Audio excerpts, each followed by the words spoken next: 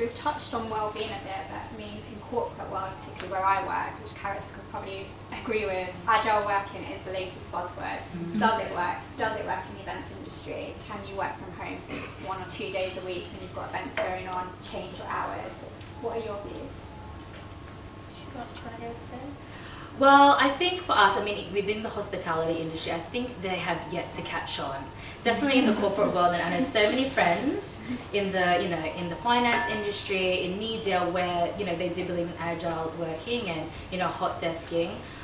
It is a lot easier in a sales role, and it's something actually that we are exploring at the moment with the growth in the sales team at the Curtin. We are looking into flexible working and also agile working. So it's interesting that I think when it comes to the other industries, I think the hospitality industry is still there, especially if you're on property. We still have that kind of very traditional mindset of you got to be on property like 24 hours and things like that. And it's nice to hear these kind of conversations, because I think it's something that is on topic. Yeah, for us. And how does it work at Make Events? So we're quite good, I suppose, comparatively to other agencies in terms of people getting their time back when they're on site, etc. It is what it is. If there's a pitch to be done, then it's to be done. But I don't think that's unique to events. I see it in other businesses.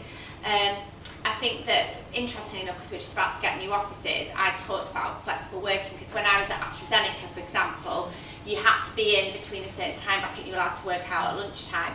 And we actually discussed it, didn't we, in a management meeting with our FD, and he said he's yet to see that kind of working being productive for business, and that you get more out of people, I guess. So it's interesting. We're kind of having a bit of a conversation around it at the moment, and we'll come to some conclusions. But it is a tricky industry to monitor that, isn't it? Especially in corporate, I think, like from our side, and I've worked in, and my former colleagues are over there and behind, there's two large corporate. So in both of the corporate companies that I've worked at recently, there was no flexible working. I think at one of them, I won't name names because you're all here, but I had to really fight to get 1 day a week from home. I find it hard, I think, because we're like creative agency. I feel like, me as a person, like when we're in a team and we're brainstorming ideas and throwing things around, that's when we get our best ideas. So to kind of like break that apart, potentially we wouldn't get as good a solutions for our clients as well, I think.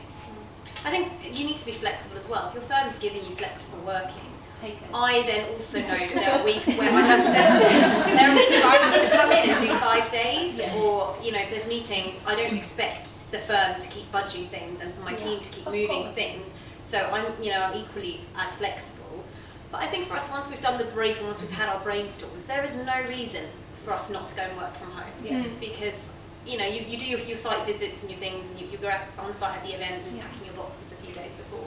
But actually, you can, and we're very productive. I actually have days where I'm a lot more productive at home, because I can just get my head down and start working a bit earlier sometimes even. I don't have to commute into London. Especially the long hours that we all work. So knowing that you've got that time back is amazing. And even as a mum, it's quite nice to know if I leave at 4, I can log on later that evening and finish things so that my work isn't slipping. So it's nice to have that flexibility.